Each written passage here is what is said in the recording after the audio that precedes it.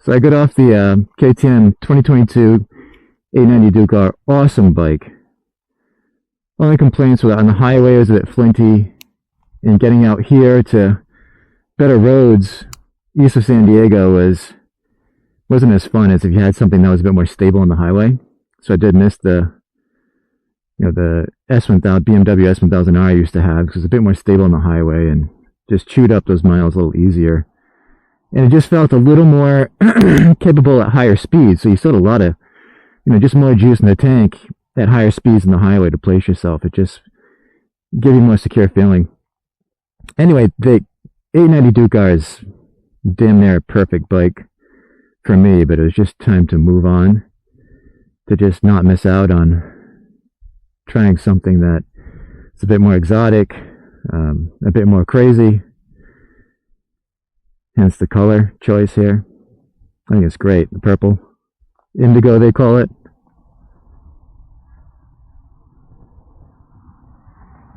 So how's it so far? Well, after getting off the 890 Duke R, feels like you're riding something that is much more electronic and robotic. It makes, some sounds when you start it up. Let's see if you guys can hear this. It gives you an indication what's going on.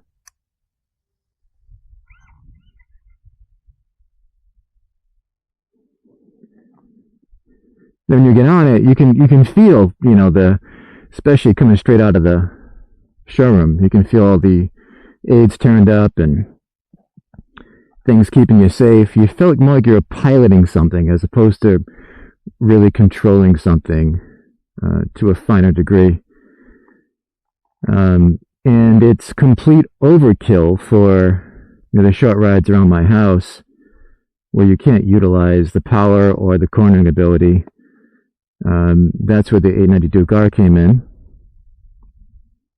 But I miss going out here and digging into some canyons. This is a tighter, twisty road, so the question I have here is, can I have as much fun on this as I can on an 890 Duke R? And this is still under the 600 miles that they want you to do before you start revving higher than, I think they have 7,000 RPM. So I'll take it easy. And on this road, with my ability, and I think anyone's ability, you really can't push a bike like this. Tail tidy we have here. And that was pretty simple, straightforward install. Stock one wasn't that bad, actually. I kept the stock lights because they don't bother me and they're pretty visible, and I want to be seen, There's some really nice tiny lights out there by Rizoma, but and they're bright, but I just think these are more noticeable. So anyway, if the video cuts off after this, it's because I got some terrible wind noise issue on the microphone, and I don't think there's a time appropriate way of editing such noise out. You have to a voice over the video, and let's see what it feels on the road like this, because this is a very important part of answering the question, how flexible is this thing? It feels in corners like this, being as big and heavy as it is.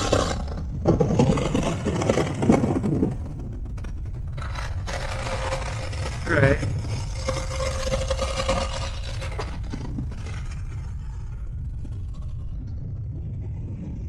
More weight, the KTM for sure. Less flickable, a little more ponderous around there. Still, you can adapt to something. Nothing surprising.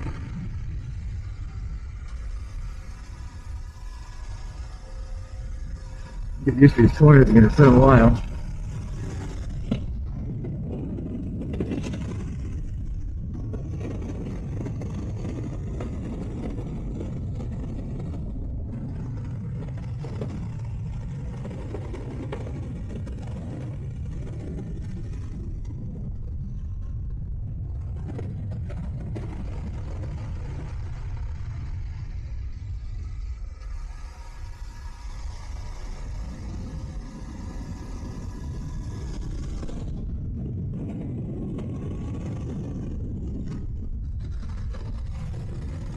Probably a really good road for second gear.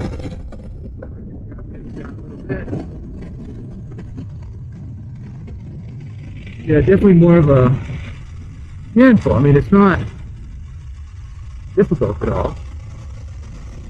Myself, wrestling more with gearing than anything else.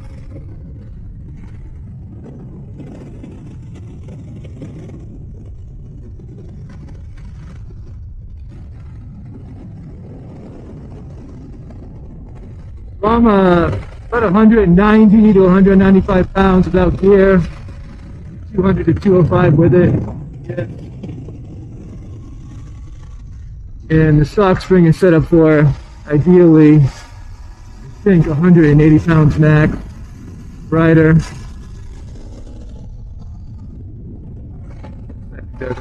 You lose some power. And another thing about this bike, even though they say this version does better on the throttle at low RPMs,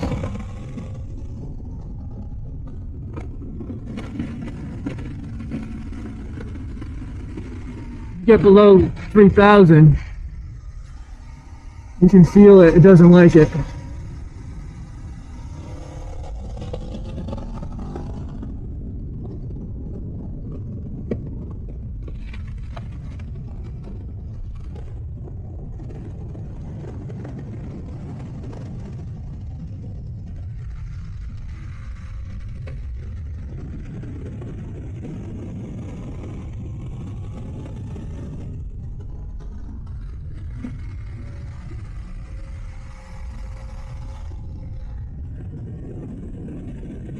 Wow, these corners are wild, huh?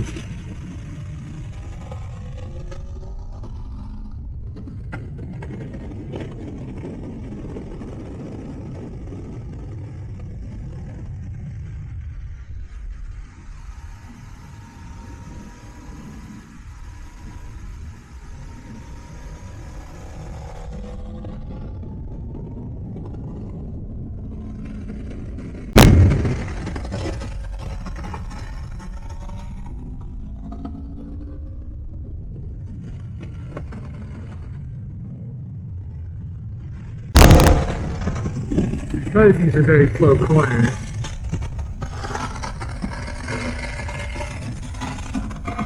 it's more of a question of the flickability, maneuverability, you know, throttle control, brakes.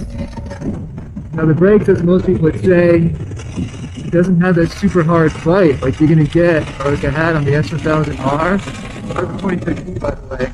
I had really strong initial bite.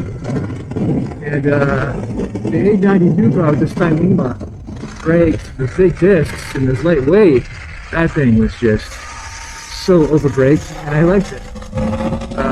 This one I like as well, in a different way. It's soft off the first touch of the brake lever, but it's progressive. And as you dig in, it gets more and more firm, more and more sharp in terms of the input. So it's more of a progressive feel, which I can imagine from really pushing it. I think I'll appreciate that better. Track setting or really fast and scenic roads.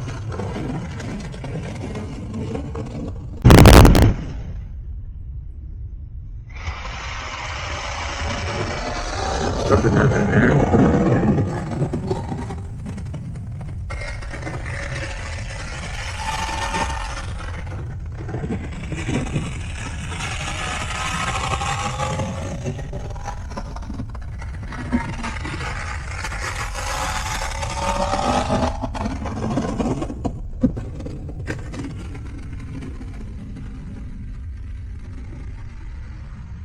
So that road,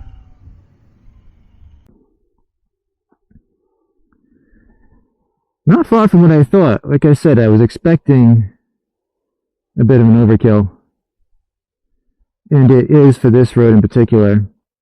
There's another road I took last week with faster, more gradual sweeping corners. That felt really good. It was one of the best road rides I've ever had, actually.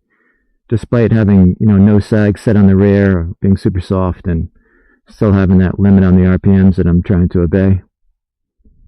But, you know, way better on the highway. Way better to look at. I really like the looks of this thing. I think it's great. Obviously subjective, but I do like the looks, especially the front end in particular.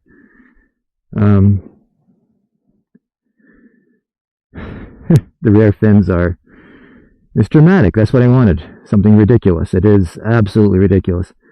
But it'd be really nice to dig in faster roads in the track.